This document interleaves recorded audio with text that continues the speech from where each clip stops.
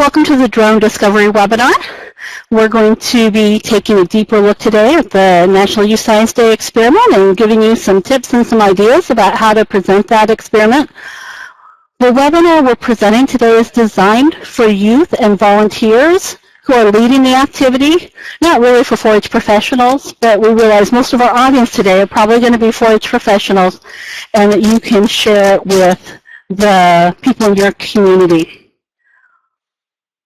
If you have any comments or suggestions as we're going through, or you want to engage with us, please do use the chat box. We'll be using that throughout the webinar for a lot of different purposes.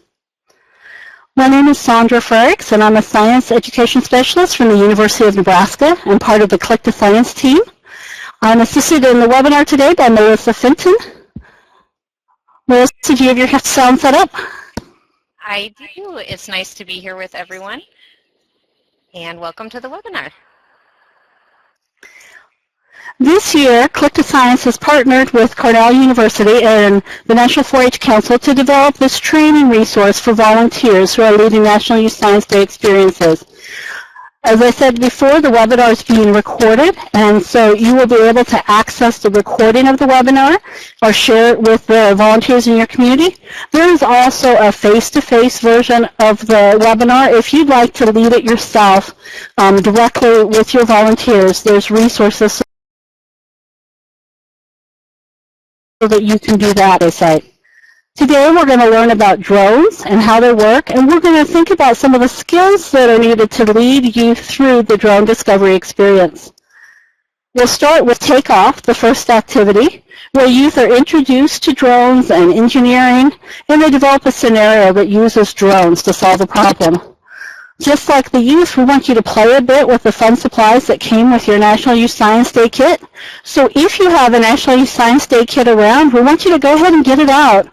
We're going to give you a break in just a couple of minutes to look through that kit to see what's there and to play with it. If you're watching the recorded version of this webinar, simply pause the recording as you experiment with the protocopters and the glider.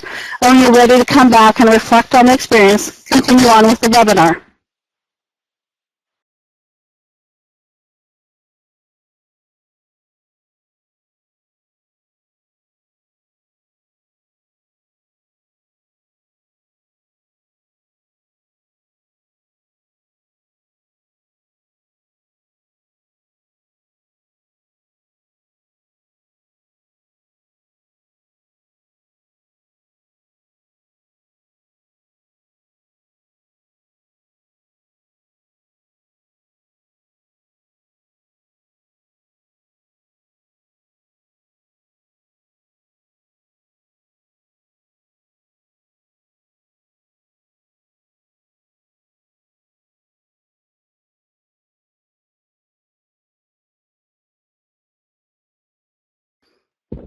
Welcome back, everyone. I'm a little out of breath from running around and playing, but it looks like we have some people who are sharing in the chat pods.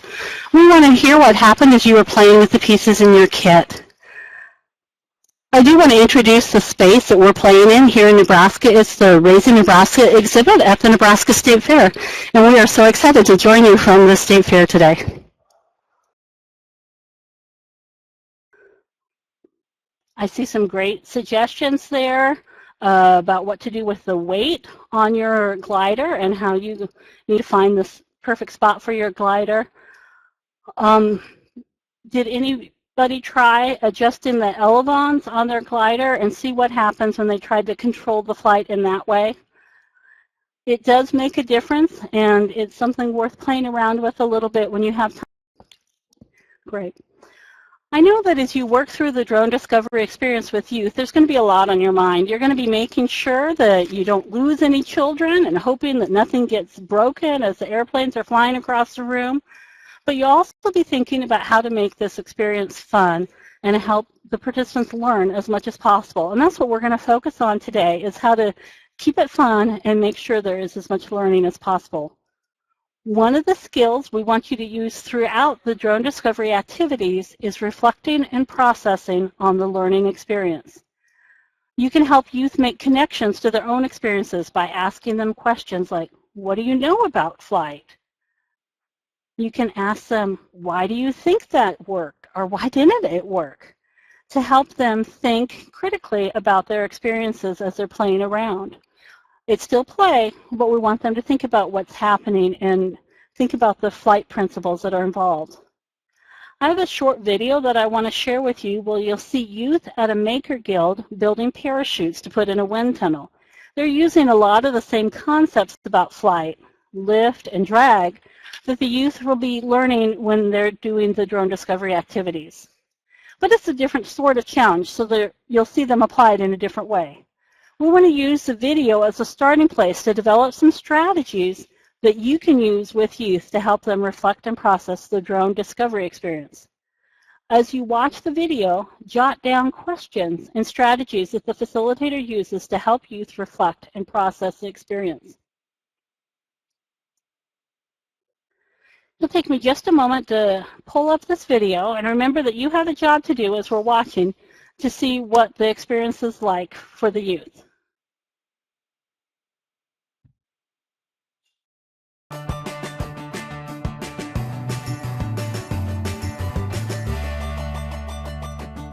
I'm wondering, what do you guys know about wind? Mariah? Wind is air just going past. It pushes things like clouds and rain. To make STEM experiences meaningful, youth need to make the STEM learning personal.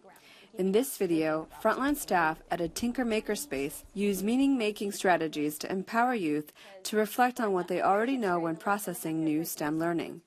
Staff use provocations and plussing to challenge youth to think of new ideas based on what they already know. I'm wondering what you guys know about gravity. What do you guys know about gravity? Gravity is holding me on the ground right now. Gravity is holding us on the ground. Pushes something down to keep it down. So what do you guys know about lift? Or have you ever even heard that word before? I've heard it, but don't know exactly. Okay. Mariah? It lifts you up. Lift. In outer space, there's a lot of lift. What things do you guys know that slowly float to the ground? Yes. This paper. Paper. Samantha? A balloon. A balloon? Yes. A parachute. A parachute. So what we're going to be doing is creating a contraption that can first float up and out of the wind tunnel. So what is adding an egg and another army guy going to do to your contraption? Pulling down. Pulling down. What made you want to change it, and what did you notice about yours? I noticed that when you open it, it stays open, and when you close it, it stays closed. Okay. That's what the pipe cleaner does. And then the other army guy just adds weight. That adds more weight to it. So you've created more drag, and what did you say catches the air again? This thing is like a parachute. Yeah, just like a parachute, basically. I added this to make it have more gravity, sort of, Uh-huh. So why did that not work? because it didn't even fly. And I did do this, and I had the Iron Man on top inside with the parachute on top, and that still didn't work because it was too heavy still with other things, so it'll just go down. Does anybody have a plus for Tania? What could she have done to this design to get it to hover more? Samantha. Maybe make it farther from the actual cup. Make it farther from the cup. And what do you think that would have done? Made it. Made it float more.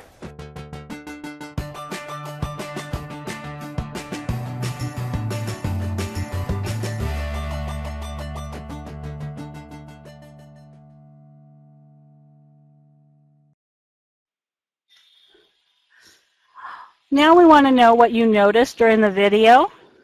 So Melissa's going to pull up some chat pods for you. We want to hear what did you notice in the video? What were some strategies that you would like to try that you saw in the video? So it could be things that you noticed, maybe positives or negatives about how they handled the content or how they encouraged youth to reflect and process. But in the strategies box, we really want you to focus on the things that you'd like to try that you saw in that video. I see some really good observations there, and I just want to point out a couple of things. There was a lot of opportunities for youth to learn from their mistakes and from their failures. She kept her questions very open-ended, using questions like what made you want to change it and why did that not work, helped set them up to figure out why something failed and learn from it, which I think is an important skill for youth to have in life. So I want to highlight that. I think there were some concepts that she didn't quite make clear as she was talking about some of the concepts related to flight. And the only reason I point that out is because in general we thought she was facilitating it very well and engaging the youth and having them reflect and process on what they were planning and what they were doing. The fact that her science concepts were not real strong didn't take away from the fact that she was a really good facilitator for this activity. And that's something we want to encourage in our volunteers, for them to be confident that they can use their questions to facilitate learning, even if they're not sure that they've got the concepts down really well. There are some good resources in the Drone Discovery Facilitator's Guide to help them get those concepts down. But really this skill of asking questions to get youth to think and giving them the opportunity to reflect as they're doing the activity is going to be more important in their overall learning. So I want to point that out and say I see that as a strength, and that's something I hope you will encourage in the volunteers that you work with. And we're going to continue on introducing another important concept that we're going to use throughout the drone discovery experience, and this is the engineering design process. And this is how it's presented in the Drone Discovery Guide as kind of a three-step process. And it's going to be used in all the activities. So we want you to know about we want our volunteers to know about this process and be prepared to guide youth through it. We want youth to understand that engineering is the process of designing solutions to solve a problem. And we want them to be the problem solvers of our future. In the guide, we introduce the core engineering process in this way. And this is really a quote from the youth guide. To succeed in this challenge, you'll need to think like an engineer as you design, build, and test drones. There are many different kinds of engineers and different ways to approach a challenge. The engineering design process has three basic steps: define, design, and optimize.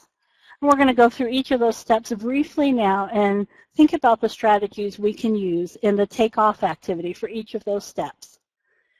The engineering process starts by defining the problem. In the youth guide, there's a list of challenges, and each team will select a challenge to work on. Different teams may see the challenge differently, and as they define the problem that they're trying to solve, we want to encourage them to consider constraints and limits, like the time and resources that they have available. We also think it's important for each team to define their criteria for success. You can expect that teams may define their problem a bit differently. Encourage them to record their own ideas about this problem as they reflect on the challenge on page 5 of the youth guide. Then when they come back to this challenge later in the foam drone activity, they'll come back to the same challenge. Designing solutions starts with brainstorming, and that's the most important part in the designing phase. One good idea is rarely enough to solve a complex problem. So we want to encourage youth to start with lots of ideas. And engineering is fun and helpful when engineers get to develop their own innovative ideas. So we want to encourage lots of ideas to happen now and encourage ownership of those ideas. It's the team's ideas, not necessarily our ideas as adults about how they might want to solve that problem. The fun part for them is going to be starting with an idea and trying it out and seeing what happens. If you look at their plan and you think it's not going to work, you can still let them try that plan and see what happens, rather than telling them before they start that the idea won't work. The next step in the process is testing, refining, and improving their idea, and that's what they call optimizing the solution. Sometimes ideas send you back to the drawing board, and that's why it's good to start with more than one good idea. If an idea works, then the second part of optimizing is where complex ideas become simpler, more focused. Simple is good in engineering.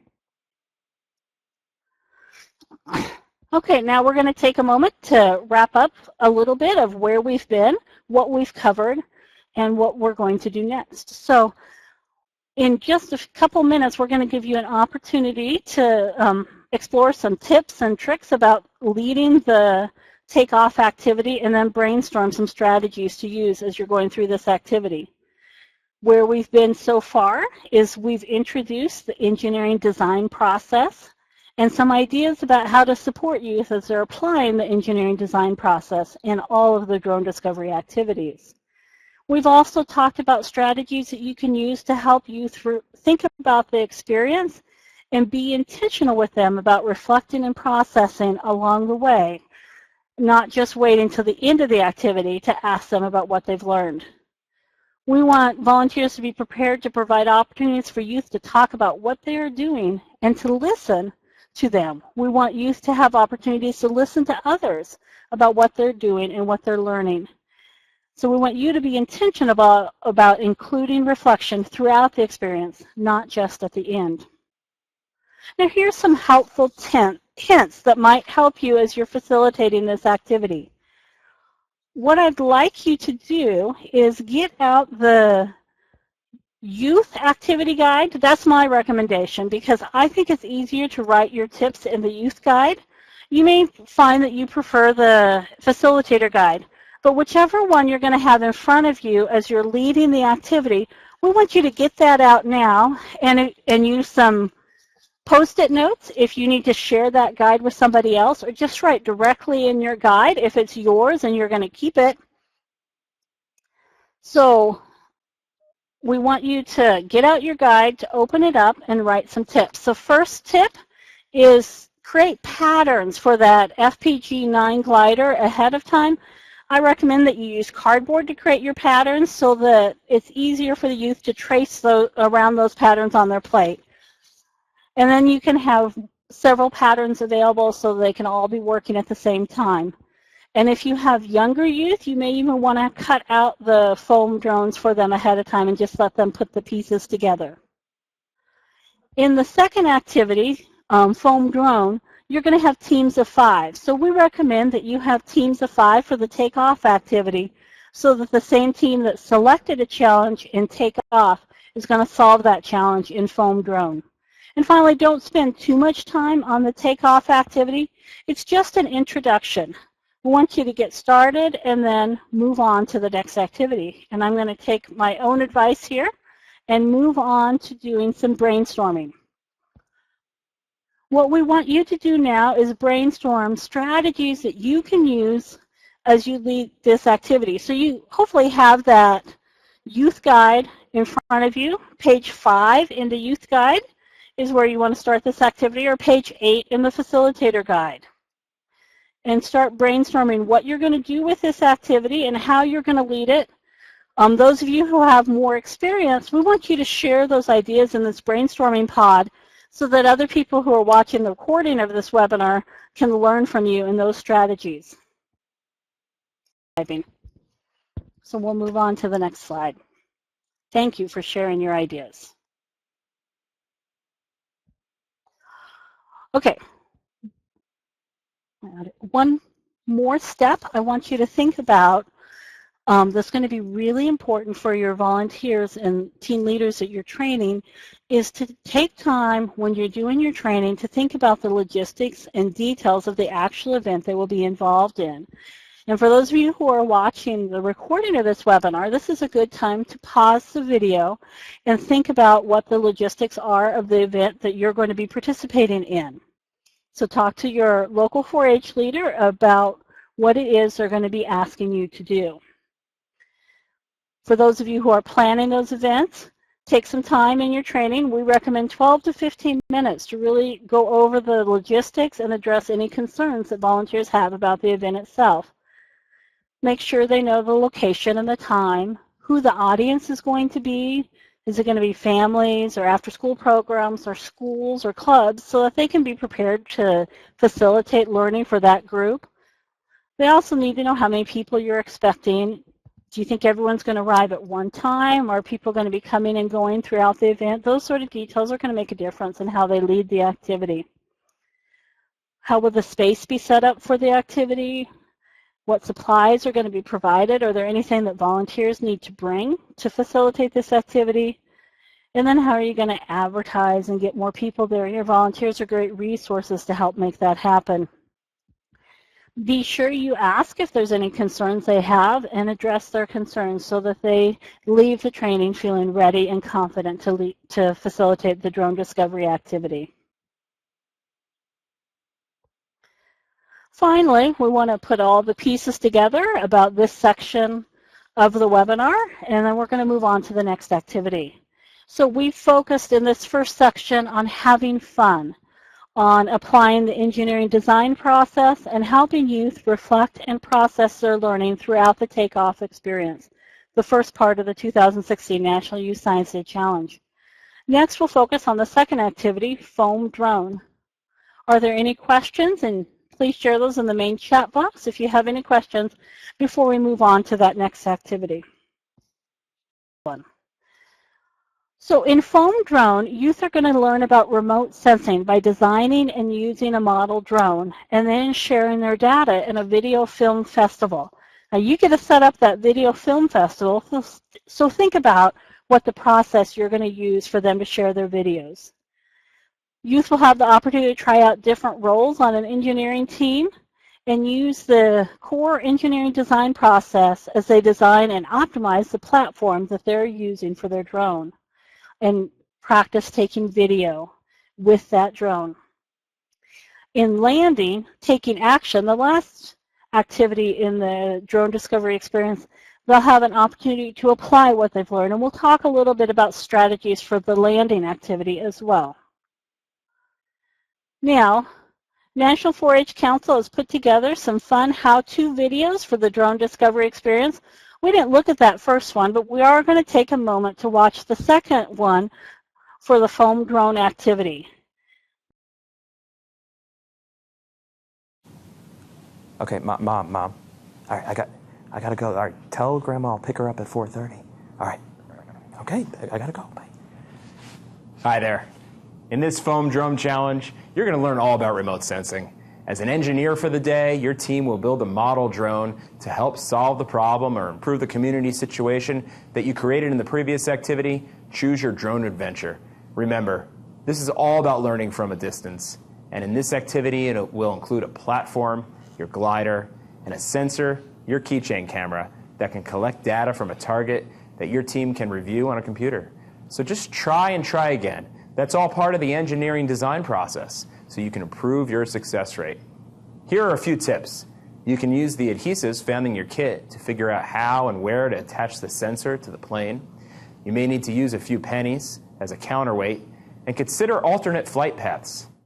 Now, it's data time. The next part of the video that I didn't show, he's going to go ahead and give you some tips about how to download the data from that camera.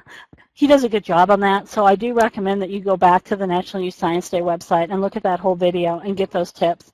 But for now, we're focusing on just the first part of the activity, using the foam drone platform and attaching the camera to it. So now we want you to experiment and play a little bit with that foam drone and see how it works, see if you can control the flight of the plane. We'll give you about 5 minutes to play around, so if you could come back at 1:45 or whatever that time is in your time zone, and we'll again have the video pods up for you to share what you learned as you were playing around for a little bit.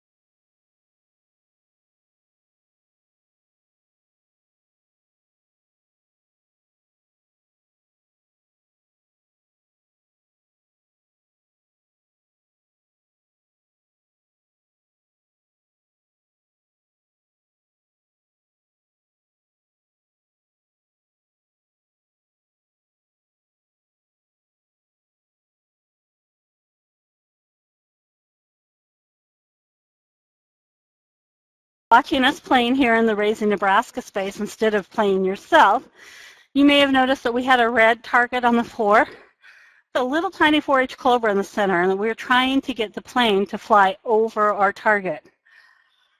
But we found it was harder to control the plane when we added the extra weight of the camera. So we're pulling up the chat pods from earlier about what you learned and what failed as you were experimenting and playing around with your National Youth Science Day kit.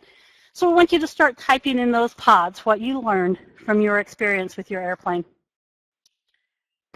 We really liked Tim's tip, so we are going to share a video of Sandra kind of showing you how you can find the center of the plane.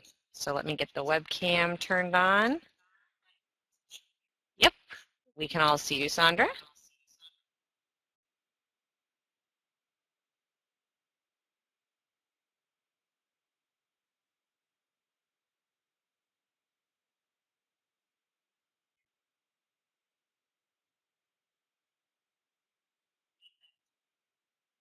So she found the center of the plane by balancing it on a pen that she's holding. And it's a little harder than it sounds.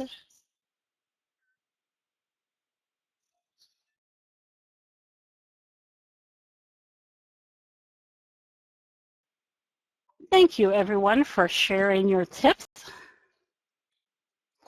Great ideas there and a great opportunity for us to learn from one another and to have a little fun playing with the concept today.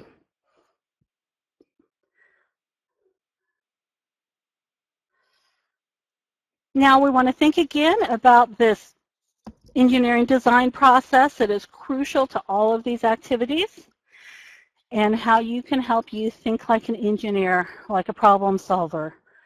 Remember that your role isn't to help teams solve their problems.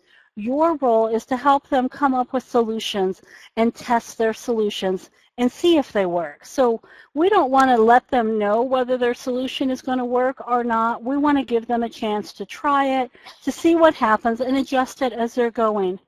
So if they decide to mount the camera at the back of the plane and you're pretty confident it's not going to work, the best way for them to learn is to experience that, to do it, and see what happens.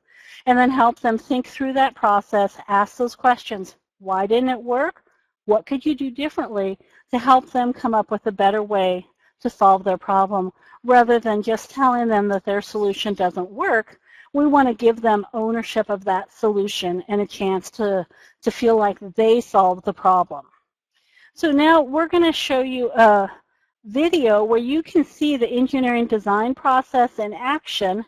And in this video, the youth have lots of different roles on their team. And that's something you're going to be managing in this activity as well. So pay attention to the strategies the facilitator uses to help youth understand the engineering design process and to help them make sense of the different roles they have on their team. After the video, we'll give you a chance to share what strategies you liked, that you'd like to try again, and maybe other things you noticed that worked or didn't work in that video.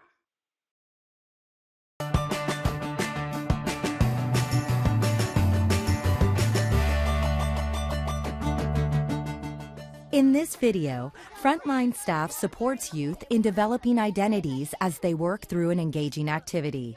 Staff models being a science learner and making a connection to science and engineering. What do engineers do? They build stuff. You're right, they build stuff, and what do you need to be able to build anything? At my house, my mom and dad have to go to a lot of meetings with the people that are building it. They draw a bunch of plans because if they mess up something, if they need something else because it won't fit, they make a whole new plan to see how to fit that. What a cool real life example. Yeah. Plans, materials, creating a structure. Let's tie into what we're doing today. You guys are going to design your structures with 4 different jobs. So our first job is going to be a geologist who's going to look at different kinds of soil and figure out how they should design their structure based on that information. Then we've got our architect.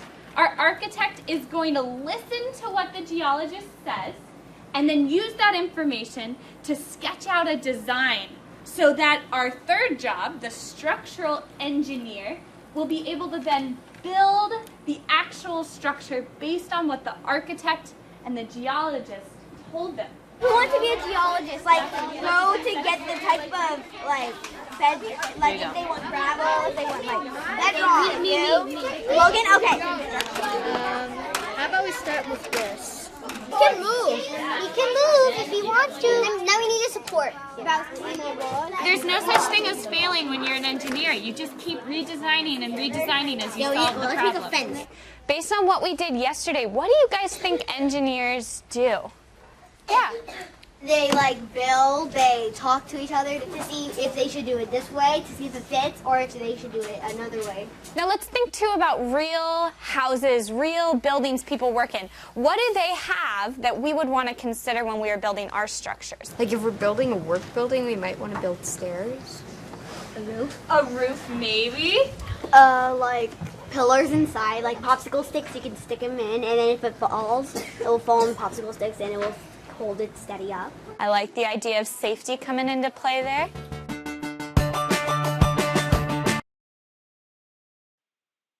Okay, again, we're using the same chat pods we used after the other video, so just go ahead and continue adding your ideas here.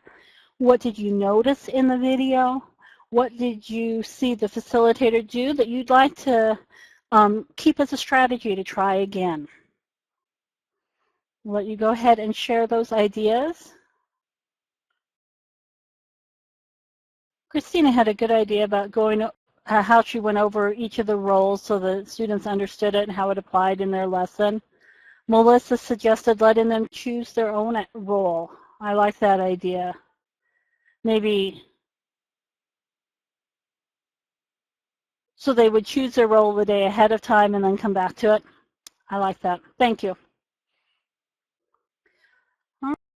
So we've been through a lot already with the foam drone activity. We talked about the engineering design process and some strategies of helping youth understand the different roles they have on their team and letting them experiment and solve their own problems, use their own solutions rather than giving them easy solutions. That's really essential to that engineering design process. So now I want you to go ahead and open up your drone discovery guide to page 7 in the youth guide or page 12 in the facilitator guide. And we're going to look at some tips and strategies that you can use for this activity. So we'll brainstorm some ideas together. And, well, first, I'm sorry, let me give you our helpful tips, and then we'll brainstorm some ideas together. And you can write those tips in your guide. So, helpful tips. You're going to need to have a computer set up to download videos. Be sure you practice that ahead of time and you know how to download the videos and know how much time it's going to take and whether you need to have more than one computer for the size of group that you have. Practice with that keychain camera so that you can make it work and you know what the steps are for that. Check out the how-to videos that will give you some tips on that, or just Google it online. I found lots of help guides when I looked for that. Be sure your camera is fully charged before you start the activities so that the last video is just as good as the first video. And take some time before you actually get into the activity to set up your target. That will help the youth know what their goal is, and it'll also save you time in the middle of the activity to have it set up ahead of time. Now, Melissa's going to pull up that brainstorming pod for us. She's doing double duty, typing in and also pulling up the pods. We want you to share your strategies for the foam drone activity. What are your ideas that will help make this activity run smoothly? Go ahead and type those into the chat pod. And as you're looking through this activity in your book, remember it starts on page 7 where you've got the different roles. I'm using the youth guide. And then they go on to design their platform to mount that camera. They take some video with that and see how it works. If it doesn't work, then they're going to have to redesign that platform so that they can fly over the target and record some video. So what are the strategies you're going to use to manage those groups? And are you going to have youth select their own role, as some people suggested? Are you going to read through each of those roles so they know what those are? Make those notes actually on page 7 about how you're going to lead that part of the activity. And then remember all the things we've talked about facilitating the engineering design process, and make some notes in your guide about how you're going to get them through that process. Help them think about some of the trade-offs in this activity, like weight and drag as they add that camera, how they're going to hold the plane, and what difference that's going to make is where they apply that force. That tip that Tim shared about finding the center point, the bounce point on the plane, if you want to use that tip, go ahead and write that in your book so that you know that and remember that idea. The next part of the activity is, as they're designing their solution, what are some questions you can use when teams get stuck to encourage them to keep working on solving that problem without giving them an easy answer? One of the questions that I wanted to write down in my book is, why do you think that happened? So that somebody in the group can share those ideas to keep open-ended problem solving going for their team. As you're having them optimize their solution, what are some strategies you can use with teams that are done quickly? Do you want to have them record another video? Do you want to have them focus on making their video shorter, maybe editing out the parts of the video that aren't useful and getting those 3 to 5 seconds that are really the most important part of their video? How are you going to have them share the videos? That may make a difference on how you want to have them edit the video. Some things that may happen to youth as they're recording with their video, the camera may be mounted upside down. What can you do to help them figure that out? The drone may be moving too fast or too slow over the target. So that may be something to think about and how they can solve that problem. We had a question about how many students the activity is designed for. The kit itself, if you purchased a kit, is designed for 10 youth. So you have enough, you have one foam drone for 2 groups of 5. You have enough of the rotary copters and the foam plates for 10 youth. If you have a bigger group, you can facilitate that by having more supplies. So you might need to purchase more kits, or you may go out and find some of those supplies on your own. Remember that keychain camera may be a hard item to get, so it might be worth purchasing additional kits if you know you're going to have a large group. I usually start with 2 kits for the groups the average size groups that I work with. But when we do it here at Raising Nebraska, we'll bring in some extra kits, and we'll ask counties to bring their kits in so that we have plenty of supplies for everybody to experiment with. So landing is the last activity. So we're kind of skipping code copters right now and looking at landing, which starts on page 16 in the youth guide and page 24 in the facilitator guide. And this is the activity where youth have a chance to apply what they've learned and solve real problems in their community. There's different ways they can apply it. They can apply it through career exploration, they can apply it through citizen science projects, and they can apply it through civic engagement. Right now we're going to talk about civic engagement and how they can use what they've learned about drones to solve problems in their own community. So one of the resources that you have in the download pod over here to the right is developing a community partnerships.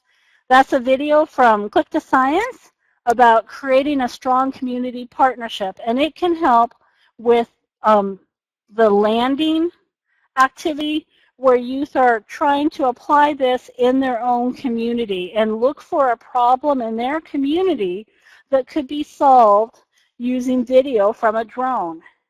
Are there businesses in their community that are using drones that they could visit or learn more about? Are there problems in their community that they could use this drone to take video of, or maybe invest in a more advanced drone to take some videos that might solve problems in their community?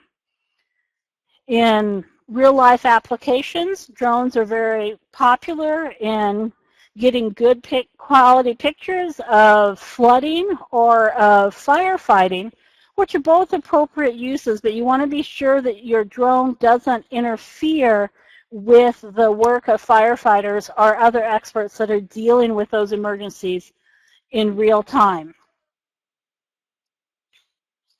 So putting pieces together from this section of the webinar, we have focused on applying the engineering design process and encouraging youth to solve their own problems, come up with their own solutions, and to make it fun as we do the foam drone activity. We also talked about making connections in our own community for the landing part of the activity, and opportunities for youth to apply what they've learned to help their community. Service is an important part of the 4-H experience, so we want to focus on that, not just on the science part of the activity. In the next part of the webinar, we're going to look at the Code Copters activity and some more strategies for making connections in the landing.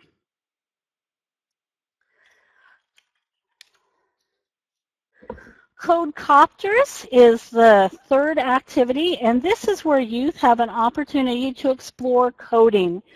And there's a couple of different ways that they can do that. They're going to explore it through a game, and that's what we're going to do here on the webinar.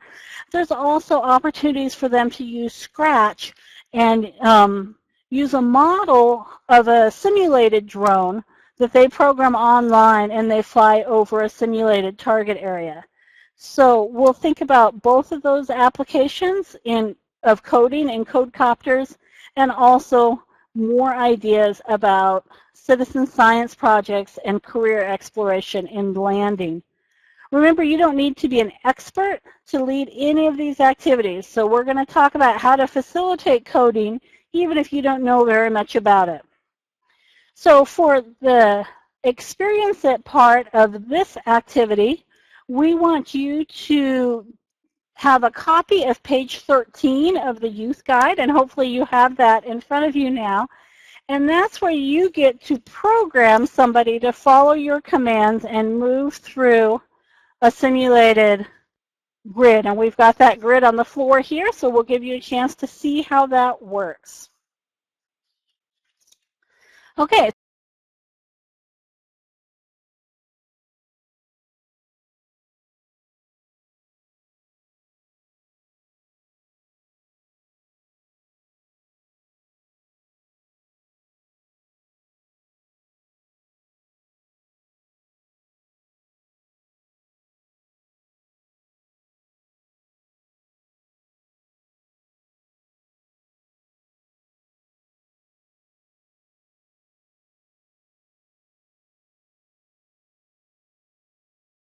Melissa's going to pull up the chat boxes for you to share your ideas. Hopefully most people will be coming back from playing around with that activity.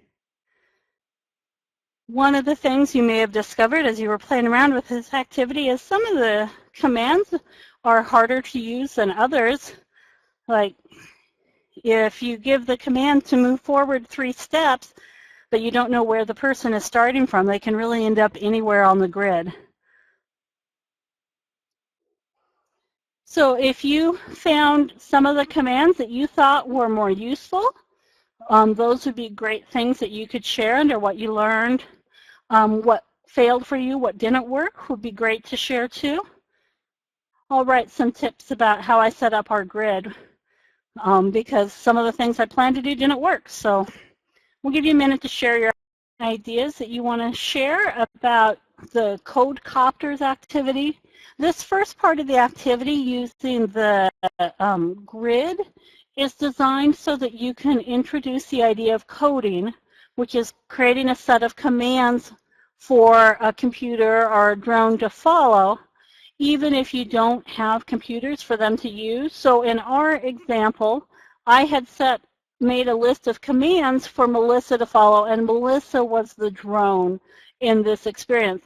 And when you're doing it with your youth, it is recommended that you have an adult play the role of the drone and follow their commands. On page 20 of the Facilitators Guide, there's some tips for you about how to follow the different commands and which of the commands are more useful for the youth to use, which are more precise and are going to communicate better where they want the drone to travel. So those are the things that you want to emphasize as they're doing this activity. Did the drone follow the path they had intended? If it did not, why did they think it didn't follow the path that they intended? Are there different commands that they could have used that might have been more precise and got the drone to go where they wanted it to?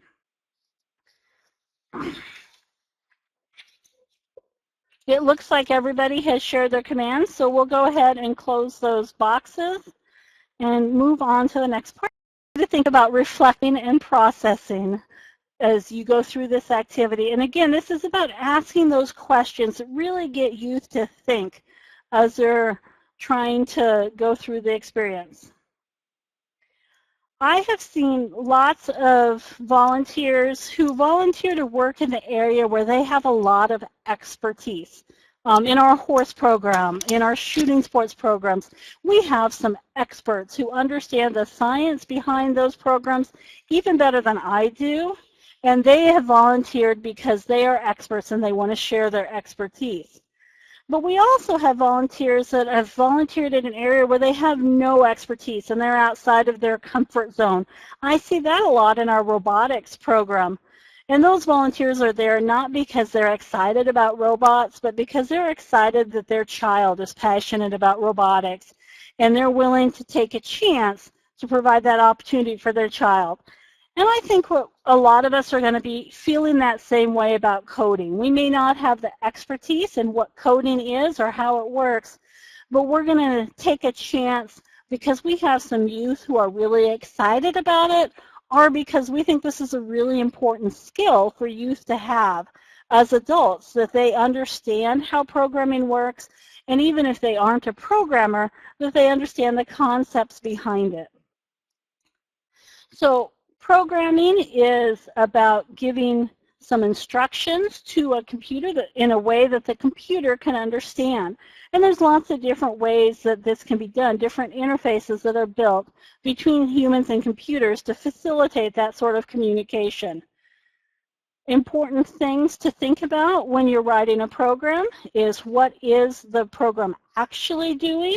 What is it that you intended it to do? And when there's a gap, how can you change your program to get it to do what you intended it to do?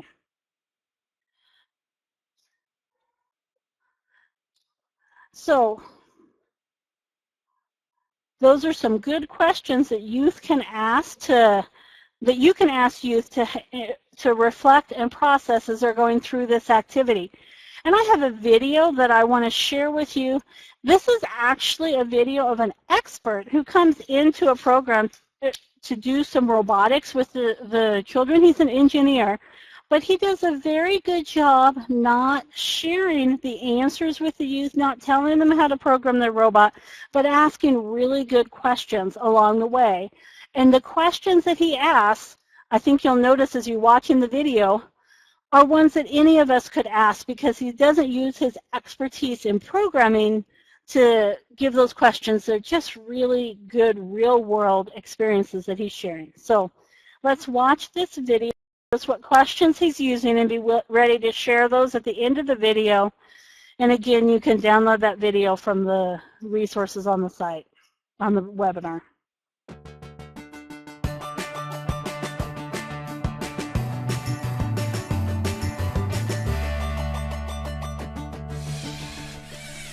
It's supposed to go forward, and then it's supposed to turn to your left. It's supposed to avoid 3 obstacles. Providing real-world application of the skills of an engineer is an important strategy when developing a STEM identity in youth.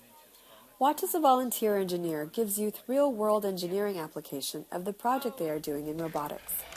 Listen for the challenges he gives youth to think deeper and try to solve problems using redesign.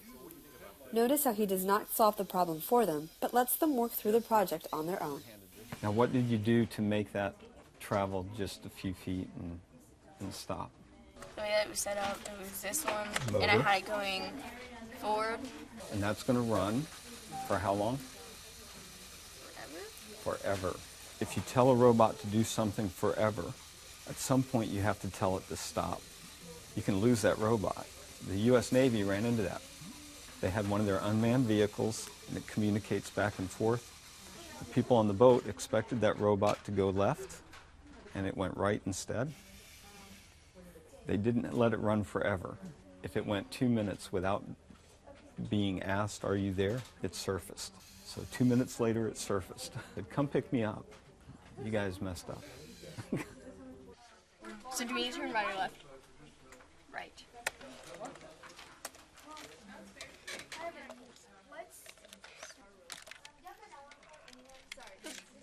So what I changed is the direction that it will be turning and the length, like how far it goes. This time it should move backward if it sees an object right in front of it.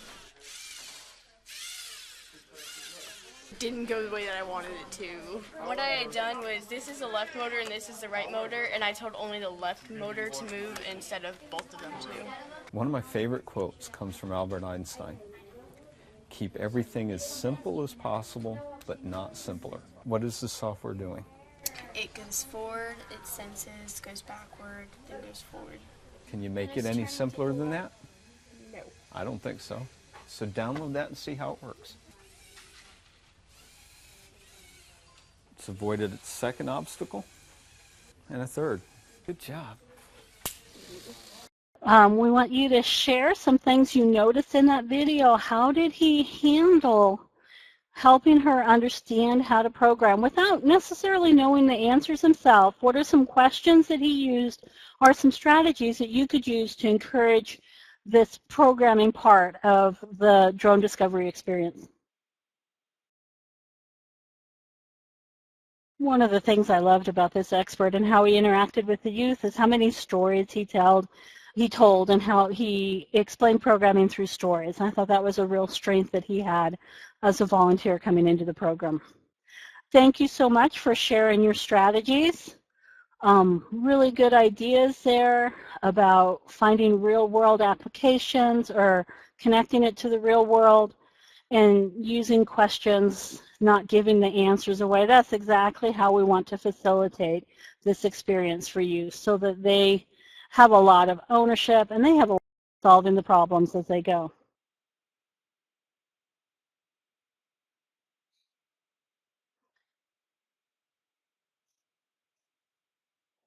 All right, now take a moment to wrap things up and think about where we've been. So I want to recognize that programming can be a bit intimidating, but the key is really asking good questions. So that skill of reflecting and processing is going to help youth, and you're going to put that along with the engineering design process. You're using questions to help them solve problems. You don't have to solve the problems for them, but you're going to give them some good questions that help them figure out at least what the problem is. And that'll give them opportunities to come up with more solutions to that. So here are some tips that you can write in your guidebook as you're leading this activity. I see that that went over the picture a little bit at the end, so I'll read through those tips for you. First of all, the most important one is go to the National Youth Science Day website and look at the tips and strategies they have for you there. That's the second link on our web links pod, and there are great resources you can use there. When you set up your grid for the Code Copters activity, set it up ahead of time. Make sure you got it working the way you want it to. And also, if you're going to use the command cards, that's an option in this activity. Make sure you get those cards made ahead of time, get them cut out. If you want to laminate them, do that ahead of time so that you have everything prepared. And that's a way that the youth can do their programming using the command cards instead of actually writing out their program, which is how I did mine. For the Code Copter simulation, where students are going to use Scratch programming to code a simulated drone, going through a simulated environment, you're going to need a computer with internet access for each group of students that are programming. It's recommending that you have them program in pairs, so if you've got 10 youth now, at this point you're going to need 5 computers with internet access. So make sure you've got that ahead of time. And you also need to go to scratch.mit.edu and set up your username, set up your account ahead of time. And while you're there, play around a little bit with Scratch. You don't have to know how it works, but it'll help if you're familiar and you've played with that environment a little bit. So we have one more opportunity for you to brainstorm some strategies about helping youth go through this programming environment and how you can help code copters in real life. That's the activity. Oh, I made it really big. That's okay. We'll leave it big. Code copters in real life is the one you're going to do with the XY grid on the floor, and then the Code Copter Simulation, which starts on page 21 of your facilitators guide or page 14 of the youth guide, is where they're going to go online and use Scratch to program their robots. Any tips or strategies you have for this one? I'm going to run out of time to talk about it. Go ahead. Okay. The last thing we want you to think about as you're looking at the land, and we talked about making community connections and giving youth opportunities to solve real-world problems in their community. The other things you might want to do with them is help them make some career connections. And there are some resources over here in the resources pod that can help them do that. There's the Career and Technical Education Career Clusters Guide. And Big Future is a website from College Board that gives them an opportunity to explore career interests and to see what are the things they should be doing now to prepare for a career in that area. What sort of salary might they expect from that career, and how much time would they have to spend in school between now and then to prepare for that career. So those are some things that you can help them explore through careers and some resources that you can use to help them make those career connections.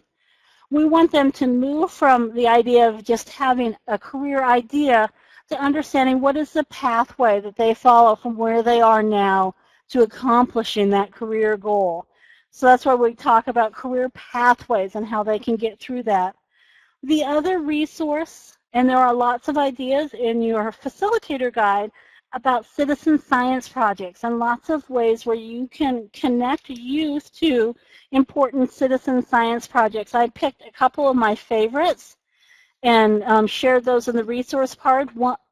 One of those is the Yard Map project, a great project that 4-H clubs can get involved with, making connections and collecting some data in their own home area to share with that project. Fossil Finder is an online project where youth are going to be part of the data analysis of that project. So they're going to go online and look at some images and help identify whether there might be fossils in those images, and then that will send the researchers back to that area to do some more excavation, some more exploration in that area. So citizen science projects are a really good way for youth to make connections to scientists and to also feel that they're making a real and an important contribution to scientific research. That's why we want to engage them in citizen science, so they can feel like they're contributing. And that's what you want to emphasize as you're leading those activities with them. So as we put the pieces together from this last section of the webinar, again, reflection and processing came back in this idea of helping youth, using your questions to help youth develop their own solutions to the problems that they're exploring. Using questions, even if you're not an expert in the content, that encourage youth to be critical thinkers and think about what's not working in their solution so that they can make it better without necessarily giving them the answer, because you may not know what would make it better, but you can help them figure out what's not working. And finally, we talked about very briefly how you can connect youth to careers and citizen science projects. And those resources there in the share pod are ones you can come back to and you can explore so that you have some opportunities to bring that up with youth. Finally, if you do have questions still about how to lead the drone discovery experience, please feel free to contact us. Here's a couple of different ways you can contact us. If you go to clickthesciencepd.org, there's a space on our website where you can ask a question. There's also lots of resources there that can help you develop these skills of guiding you through the engineering and engineering design process, and also reflecting and processing with youth. And most of the videos we shared today came from that website. You can also email us at clickthesciencepd@unl.edu, and we'll be happy to answer any questions that you still have, or you can connect with us on Twitter at clickthescience. Thanks so much for joining us today. Thank you for all the great ideas that you shared. And don't forget to register your National Youth Science Day events on the national website.